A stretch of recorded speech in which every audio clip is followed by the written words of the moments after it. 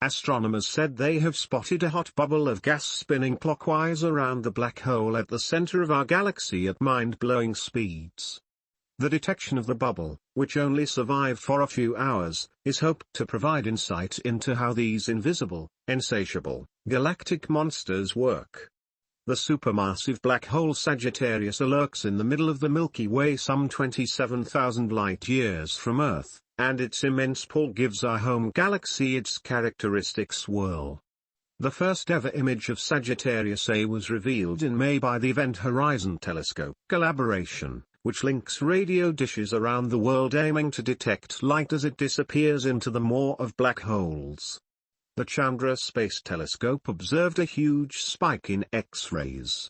This burst of energy, thought to be similar to solar flares on the Sun, sent a hot bubble of gas swirling around the black hole, according to a new study published in the journal Astronomy and Astrophysics. The gas bubble, also known as a hot spot, had an orbit similar to Mercury's trip around the Sun. The study's lead author HotGAs said,